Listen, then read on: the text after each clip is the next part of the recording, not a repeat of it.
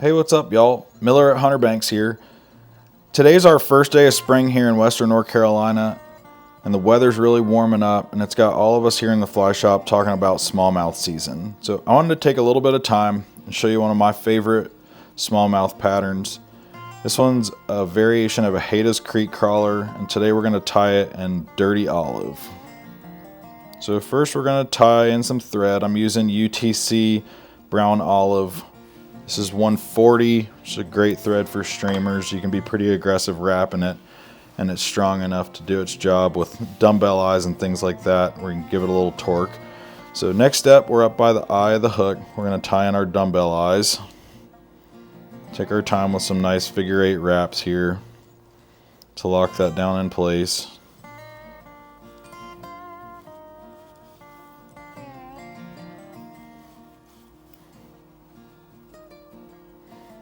Get those nice and centered up.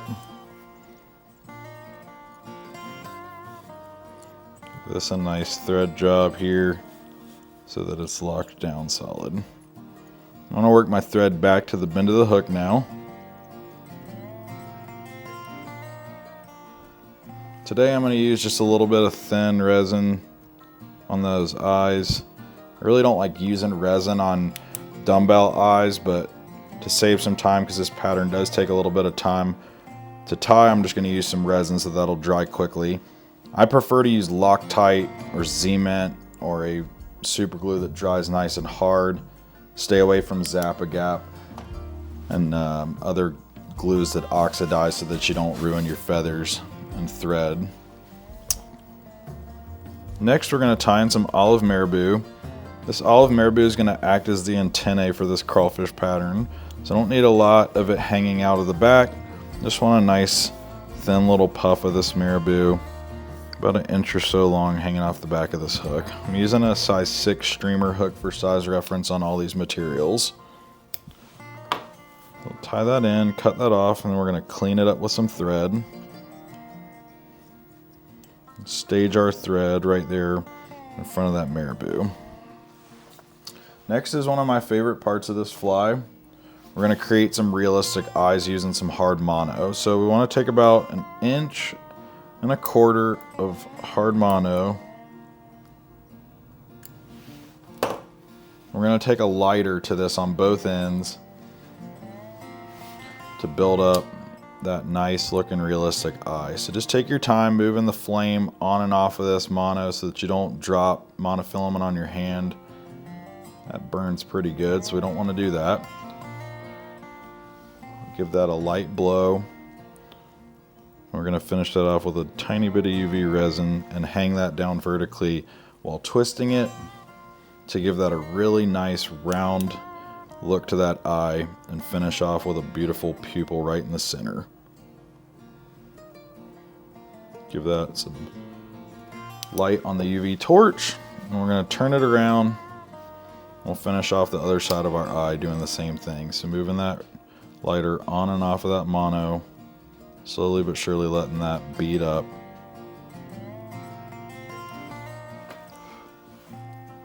Take a little bit of UV resin, hang it vertically, give it some nice twist, hit that with your UV torch.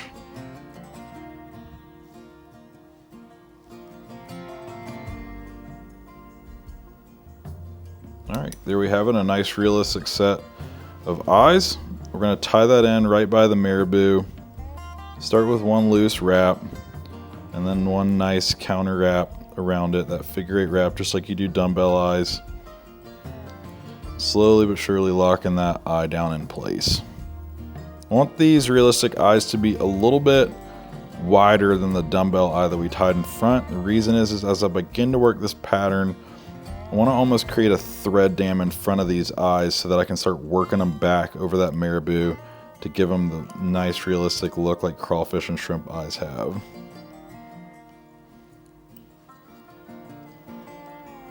I'll stage the thread there. I'm going to turn the hook towards you now so you can see how I've got that staged.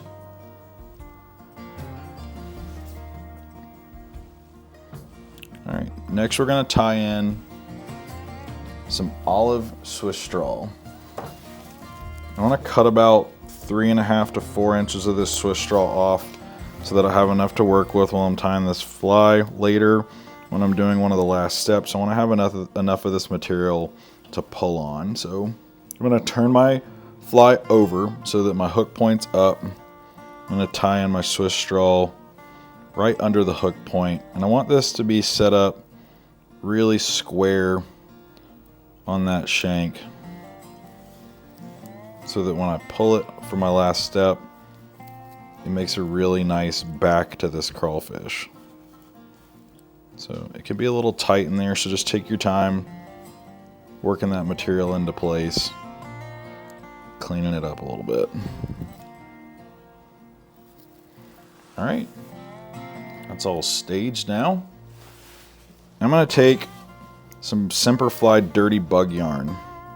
I like using dirty bug yarn on this specific fly because it's a pre-made noodle. You can build up bulk really quickly without having to constantly create a dub noodle on your thread, and it makes for a faster tie of this fly. Like I said, this one takes a little bit of time, so I wanted to go ahead and get through it pretty quickly for y'all today. So now I've got my bug yarn tied in.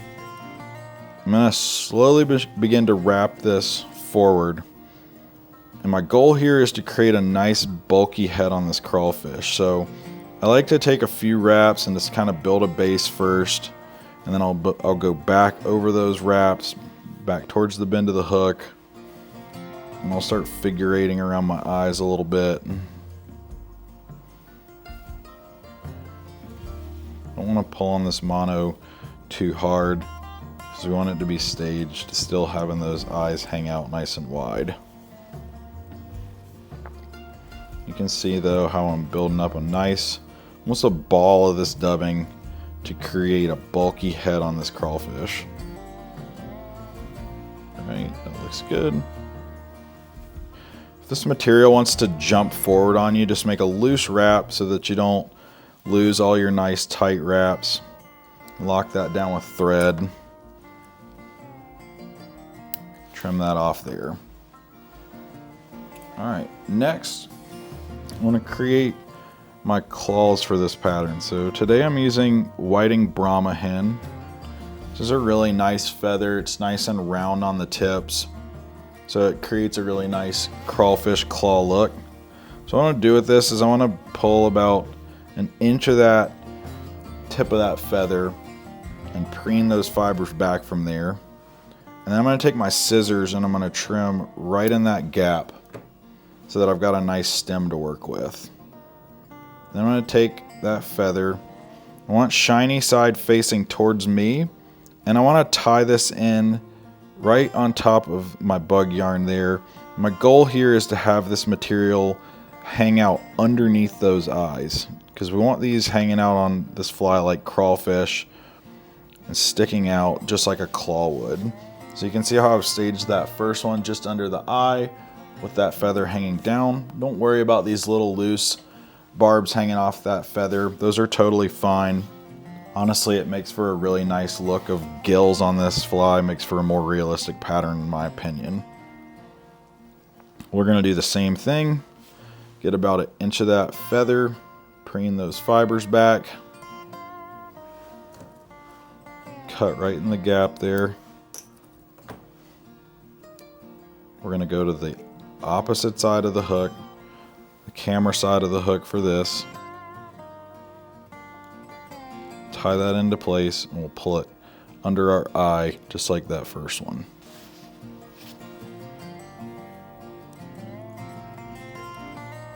That is perfect.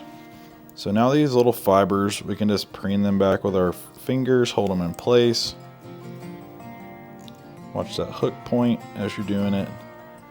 And you got a really nice staged set of claws for your next step. You can see how those are hanging off on both sides, just like a crawfish. All right, next we're gonna get some more of our dirty bug yarn.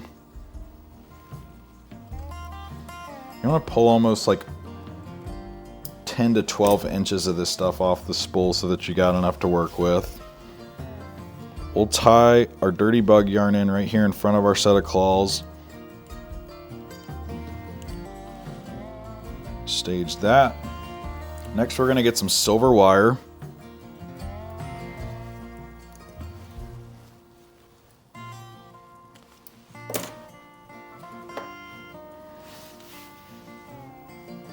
I'm going to tie our wire in.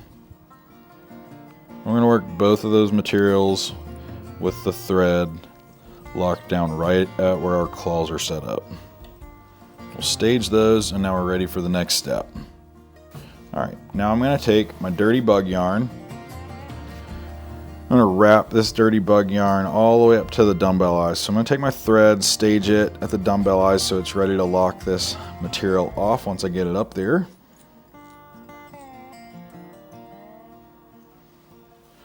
And now we'll begin to palmer our dirty bug yarn up to the lead eyes. Our goal here again is building a nice taper. We want to continue off of the taper that we started on this fly up by the head. So don't be shy here. Use a lot of this material to make some nice wraps for a nice thick crawfish body here. This is a great variation of a pattern for freshwater, obviously, but you can use sand colors or coral colors or peach, salmon, all kinds of stuff to mimic shrimp variations and crawfish variations, all types of clawed critters. So we're going to take that bug yarn now. We're up by the eyes. We're going to finish that off right by the eye of the hook here. I'm going to lock that down.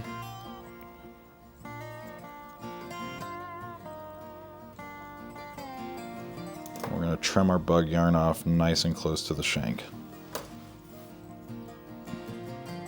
Clean that up with the thread. Alright, I'm going to turn the fly toward you. You can see how I've created a nice taper there of those materials, just like a shrimp body would have or a crawfish body would have. You can see my eyes hanging out through the claws, and my antennae starting to form with that marabou hanging out the back. So now I'm going to take my Swiss straw. I'm going to be delicate with this maneuver because this stuff can be a little bit dry. So I'm going to pop my eye of my hook straight through here. Slowly pull this stuff down and onto the eye. You can see that eye just popped right through there like that. Now I'm going to take my Swiss straw and pull it back towards the vise and under these dumbbells to lock this Swiss straw in place with some thread wraps. Alright, that's staged. I'm going to take my scissors now, just trim up this little tiny piece of Swiss straw that's hanging out. So I want to have a nice clean look around those eyes. Alright. See how that's staged now? Now I'm going to take my wire. I'm going to wrap my wire from the front of those claws to the dumbbell and move this little tag that I've tied in down away from it so that each of these wraps can wrap this wire in place. I want pretty wide segments here. We don't want this to be really close together like a nymph pattern. We want pretty wide bars or segments of this wire as we're tying it back to the dumbbells. We're going to lock that thread off with a wire lock there. Take an inexpensive pair of scissors, trim the wire, clean those up a little bit with the point. And we'll take our thread rather, and just clean that last little bit of wire up so that it's really locked down tight. Now you can really see how beautiful this fly is starting to move into the right direction. Some really nice, realistic crawfish look starting to happen. Last step to this fly for tying it off is I'm going to take this Swiss straw. I'm going to fold this Swiss straw back one time like that. Tie a nice little thread wrap or two or three into place there, and then take my scissors as close as I can get to that dumbbell and clip it off. I'm going to take my whip finisher. I'm going to go 1, 2, 3, 4. one more for good measure. 1, 2, 3, 4. Finish that off. Trim our thread. I'm going to turn my fly over, and right where the Swiss straw is hanging out, I'm going to pull it up just a little bit. I'm going to take my scissors, and right where that fold is on that Swiss straw, I just want to get one good cut across there. I'm going to take my fingers, almost dab it or push on it a little bit, flare that material up, and then just lay that nice and flat back to the body. Creates like almost a really nice fan look. Another feature or characteristic on a crawfish to make this really realistic. So that's where I'm going to stop for today. This is a Hayda's Creek Crawler in Dirty Olive. Really cool variation. You can see the antennae, that look of crawfish to it. I'd recommend taking this fly to the next step by adding some characteristics to that Swiss straw with a permanent marker. And then you can cover that in UV resin.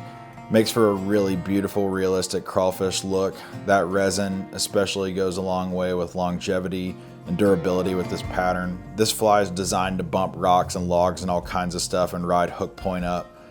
Great crawfish pattern. Another simple addition you can do is add some rubber legs out of the antennae and the claws. Makes for a really nice swimming feature that smallmouth can't refuse. Be sure to swing by Hunter Banks Fly Fishing. Come chat crawfish, come chat smallmouth. We'll see y'all soon.